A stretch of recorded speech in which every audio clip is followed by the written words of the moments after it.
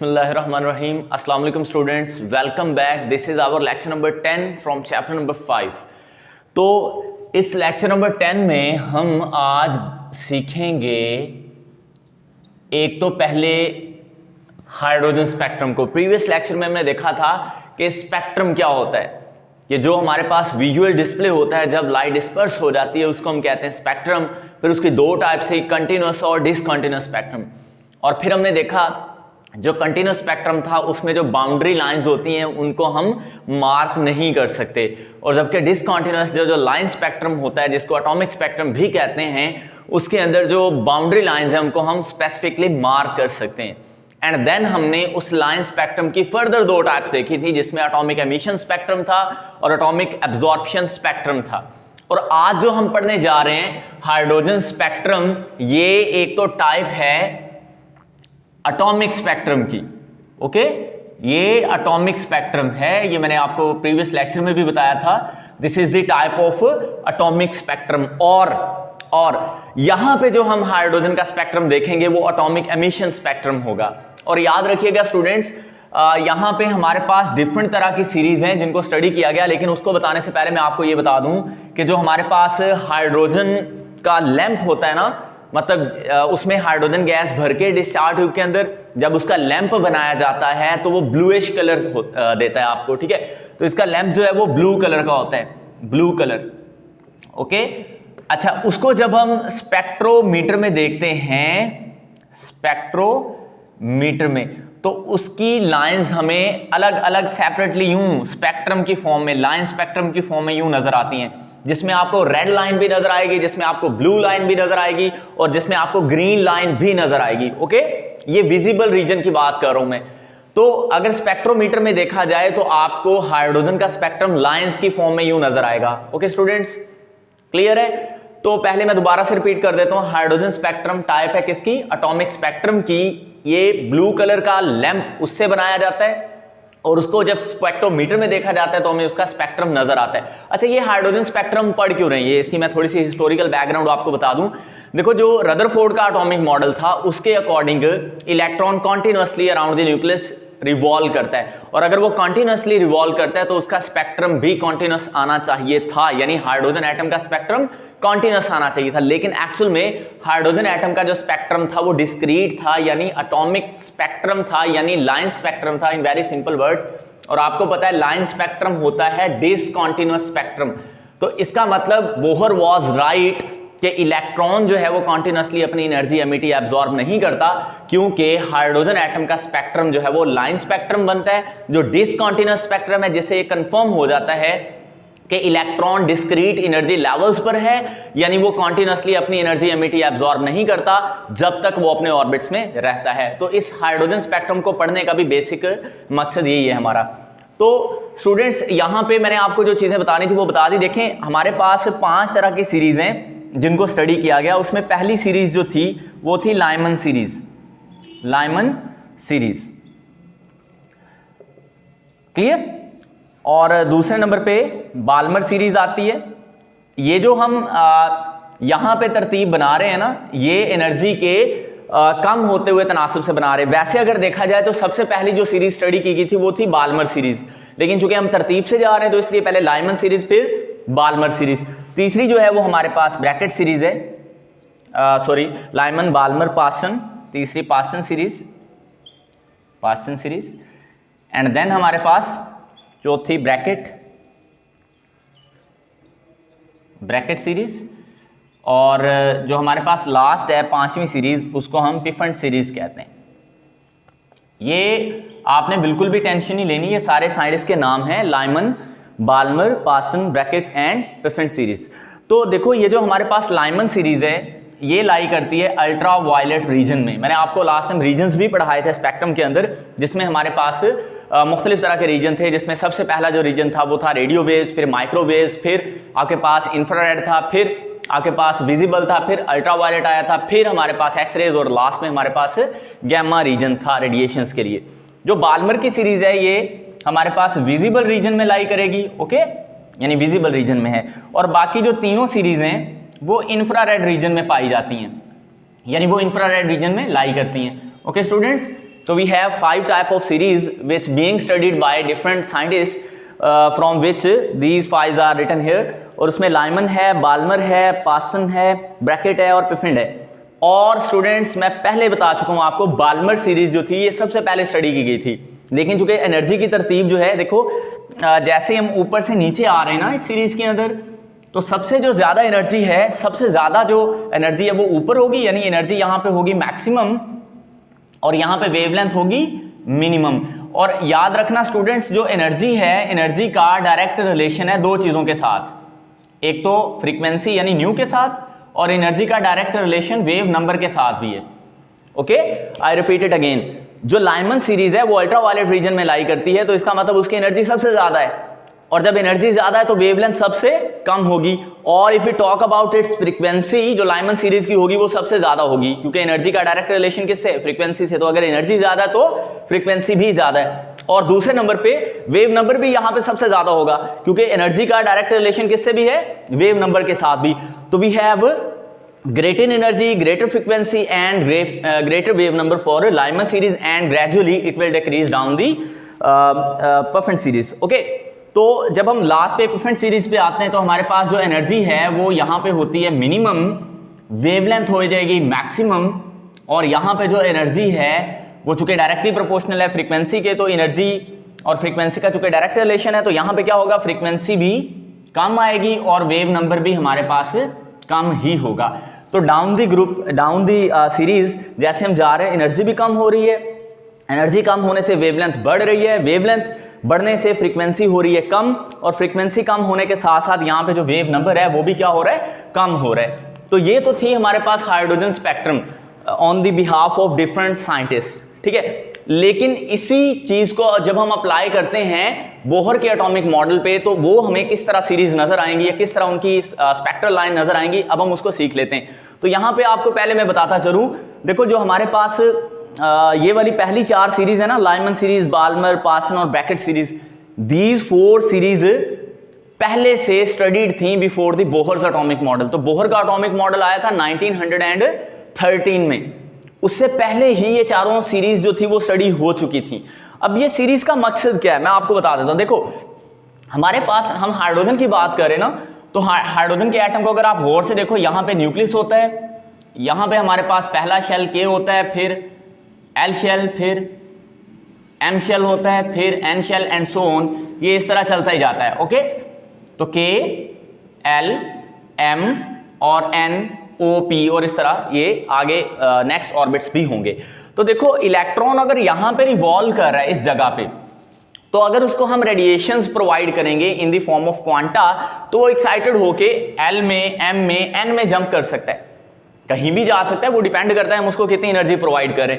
तो Lyman series में ये होता है कि जो फॉल होगा ना, मैं आपको यहां पे बता देता हूं। देखो लाइमन सीरीज में ये होगा, जो हमारे पास, इसको अगर मैं पहला ऑर्बिट एन, यानी ये पहला principal quantum number n is equal to 1 बोल दूं इसको मैं, देखो ये n इज इक्वल टू 1 है, ये n इज इक्वल टू 2 है, n is equal to 3, n is equal to 4, n is equal to 5, n is equal to 6, n is equal to 7, और ये जो मैंने रेड से रिप्रेजेंट किया आप इसको मान लो ये इन्फिनिटी है, लामहदूद फासला है।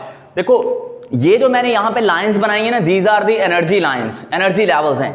ये सबसे कम एनर्जी है, पहले और दूसरे शेल्स की एनर्जी में सबसे ज्यादा डिफरेंस होता है, ये मैंने आपको एनर्जी वाले टॉपिक में बताया था। तो देखो ये सबसे ज्यादा डिफरेंस रखा मैंने, ये फर्स्ट ऑर्बिट है और ये सेकंड, तो फर्स्ट एंड सेकंड ऑर्बिट में एनर्जी का सबसे ज्यादा डिफरेंस है। फिर ये सेकंड और थर्ड के दरमियान थोड़ा कम हो गया, फिर थर्ड और फोर्थ के दरमियान, और जैसे जैसे ऊपर जा रहे हैं ये एनर्जी डिफरेंस कम होता जा रहा है।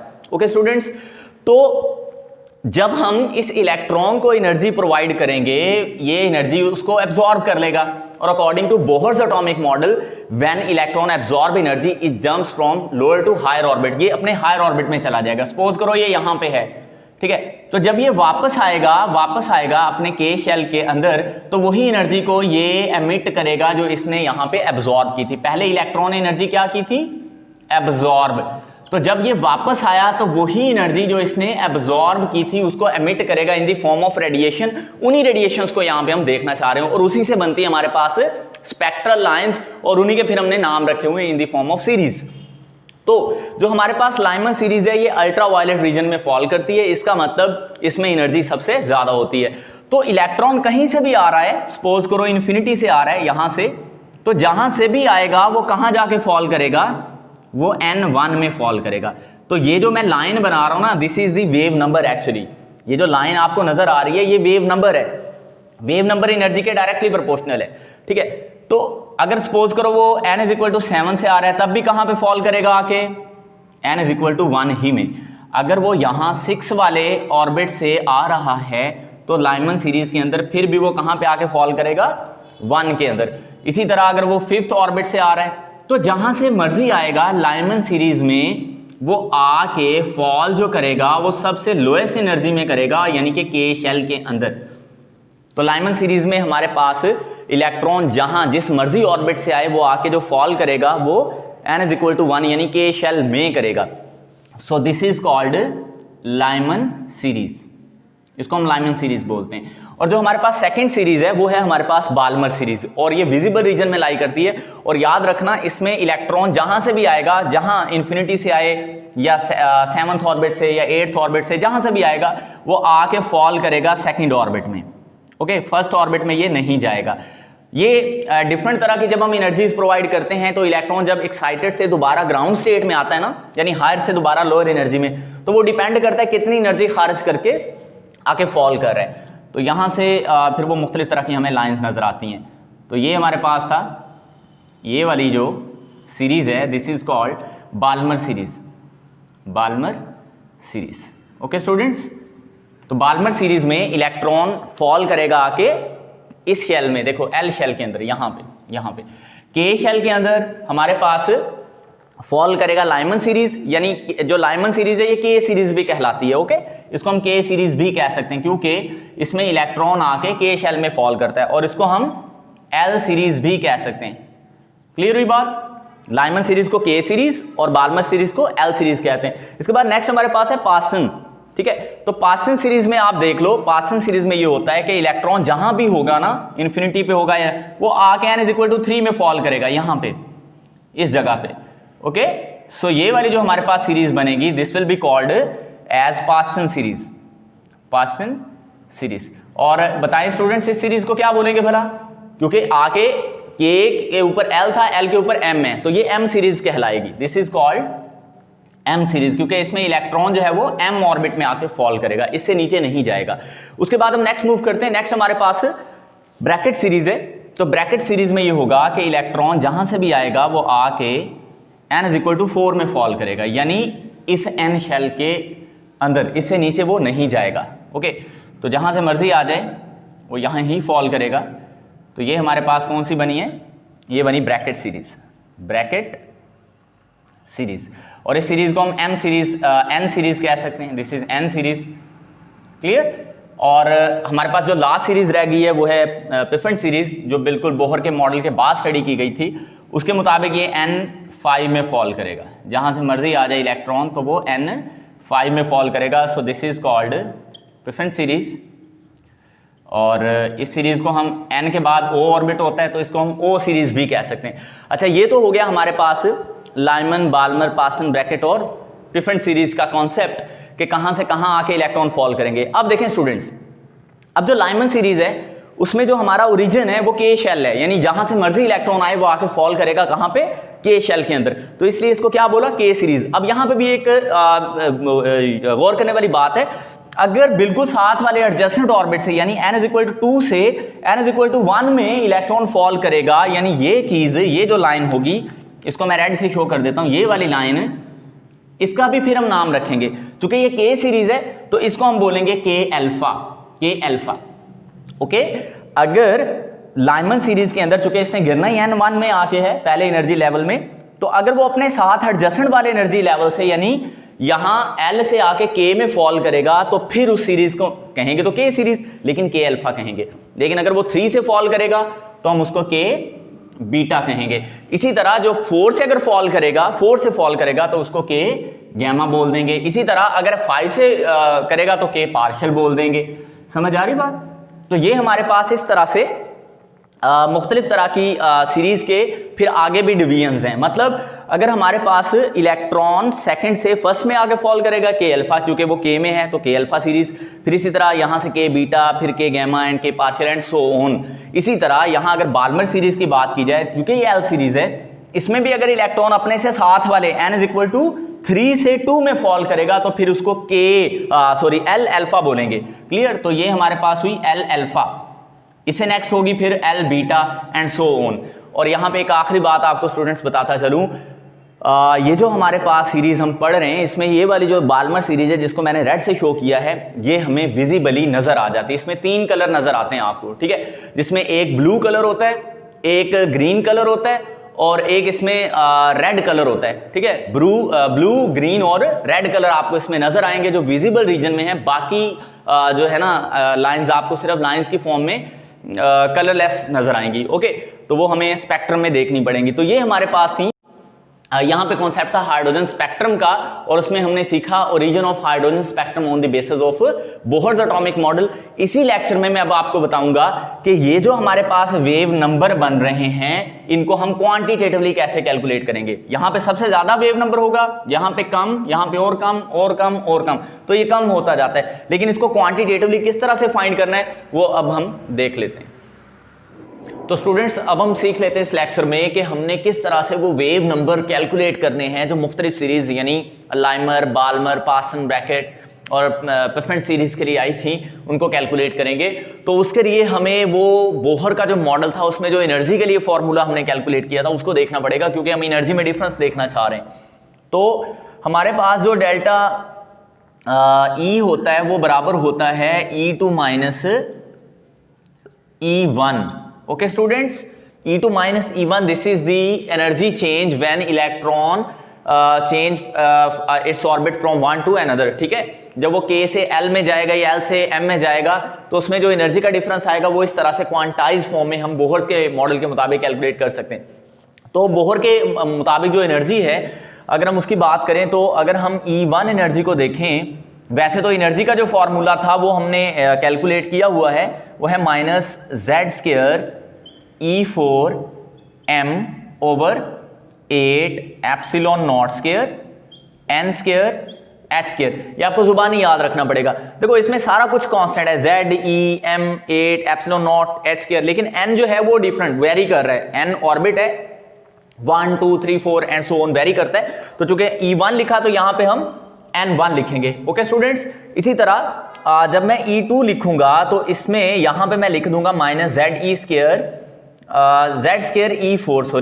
Z²E4m ओवर में मेरे पास आ जाएगा 8 ε0² n2² h², है ना।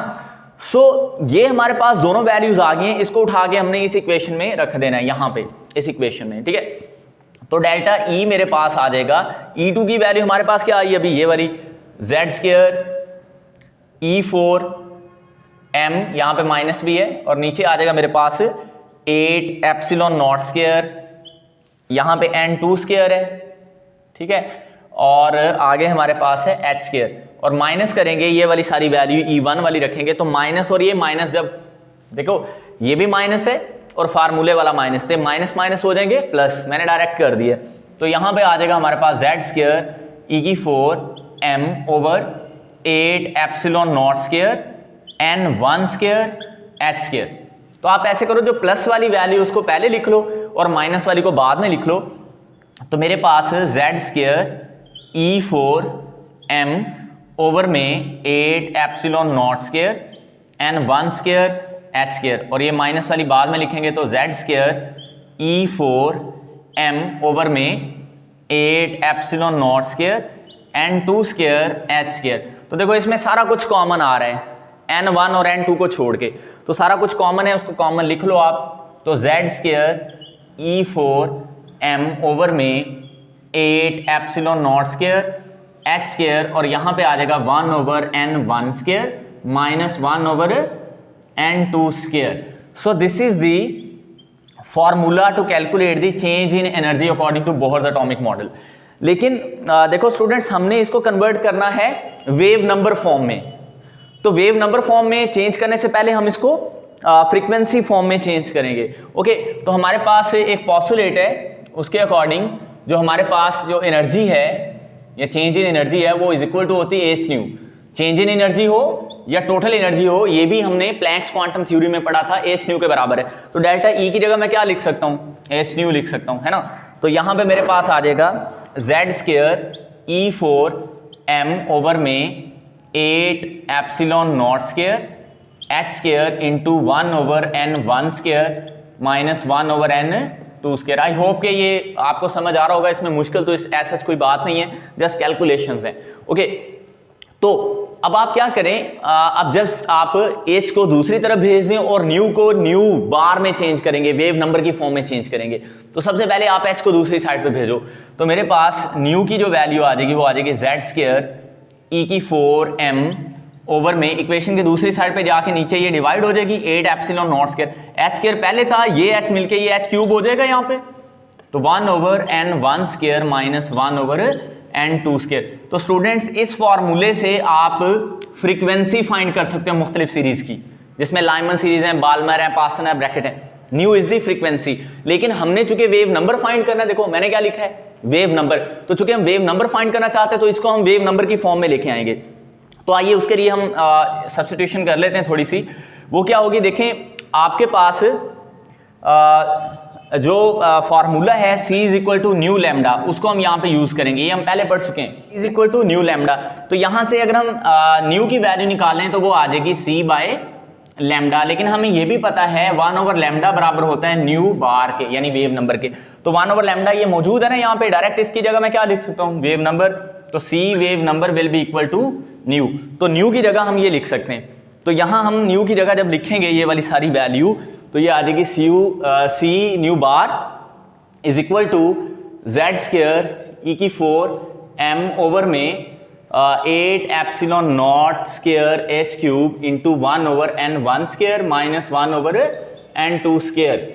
तो चूंकि हम सिर्फ वेव नंबर की वैल्यू निकालना चाहते हैं तो C को भी दूसरी साइड पे भेज दो, तो wave number will be equal to Z square e की 4 एम ओवर में 8 epsilon naught square h cube into C आ जाएगा 7, और यहाँ पे 1 over N 1 square minus 1 over N 2, और यहाँ पे भी आ जाएगा स्क्वायर। तो ये हमारे पास इक्वेशन बन गई है वेव नंबर कैलकुलेट करने के लिए। अब स्टूडेंट्स देखो यहाँ पे सारी वैल्यूज कांस्टेंट है, Z कांस्टेंट है, E कांस्टेंट है, M 8 epsilon not H square H cube C, ये सारा कुछ कांस्टेंट वैल्यूज आ रहा है। तो अगर इस सारे कांस्टेंट्स की जगह मैं वैल्यू पुट कर दूं तो डायरेक्ट आपने आंसर इसका याद रख लेना है। तो स्टूडेंट्स ये वाली सारी वैल्यूज हमें पता है और इन सारों का आंसर ये आएगा, आपने डायरेक्ट इसको कैलकुलेट कर लेनी है। ये सारी वैल्यूज मैंने आपको बताई हुई हैं, कैलकुलेटर से भी कैलकुलेट कर सकते हैं, अगर ये नहीं करना तो डायरेक्ट आप इसको याद रख सकते हैं। और पर मीटर इसका यूनिट है, यहाँ पे ऐसा यूनिट इसका।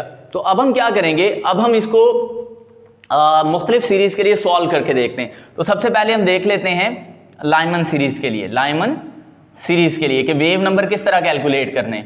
मैंने आपको बताया था वेव नंबर सबसे ज्यादा लाइमन सीरीज में आएगा, उससे कम फिर बाल्मर, फिर पासन एंड ब्रैकेट।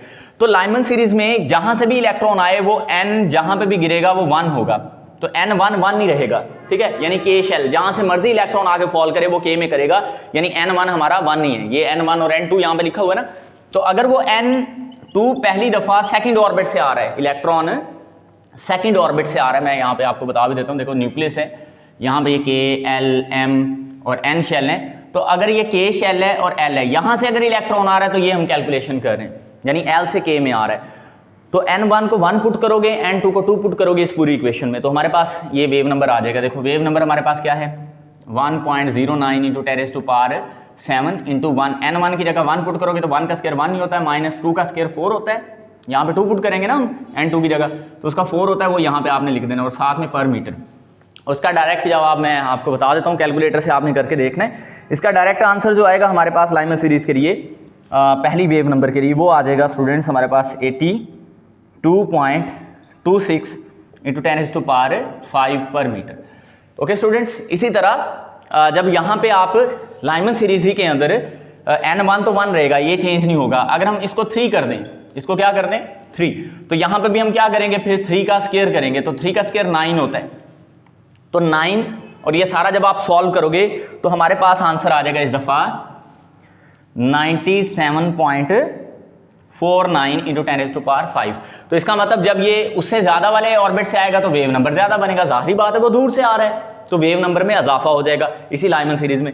अगर हम n2 को 4 रखते हैं यहाँ पे 4, क्लियर, तो फिर हम यहाँ पे 4 का जब स्क्वायर करेंगे तो वो 16 बनेगा। तो इसको जब आप सॉल्व करोगे तो आंसर मेरे पास आ जाएगा कैलकुलेटर से 109.678 इंटू 10⁵ पर मीटर। तो अब ये वेव नंबर और बढ़ गया है क्योंकि अब ये और उससे ज्यादा ऑर्बिट से आके नीचे फॉल करेगा। इसी तरह ये कैलकुलेशन आप बाल्मर सीरीज के लिए भी कर सकते हो, लेकिन बाल्मर सीरीज में आपने ध्यान रखना है स्टूडेंट्स, बाल्मर सीरीज में जब ये आप काम करोगे ना बाल्मर सीरीज, तो उसमें ये आपने थोड़ा सा ख्याल ये रखना है कि यहाँ पे n1 को 1 रखा था ना, तो बाल्मर सीरीज में n1 2 होएगा, क्लियर, क्योंकि वो पहले ऑर्बिट में फॉल नहीं करेगा इलेक्ट्रॉन, और n जो 2 होगा वो 3 से, फिर पहली दफा वो 3 से, फिर 4 से, फिर 5 से। आई होप कि ये आप कैलकुलेट कर लोगे। तो स्टूडेंट्स ये था हमारे पास लेक्चर नंबर 10 जिसमें हमने सीखा हाइड्रोजन स्पेक्ट्रम को, और हाइड्रोजन स्पेक्ट्रम में जो मुख्तलिफ तरह की स्पेक्ट्रल सीरीज हैं वो सीखी और उनका ओरिजिन क्या था वो सीखा। फिर उसको बोहर के मॉडल के मुताबिक हमने एक्सप्लेन किया और बोहर ही के मॉडल के मुताबिक हमने उन वेव नंबर को कैलकुलेट करने का तरीका सीखा। तो ये था हमारा लेक्चर नंबर 10। आई होप कि समझ आया होगा, थोड़ा सा मुश्किल लेक्चर था, इसको जरूर नोट कीजिएगा। अल्लाह हाफिज़।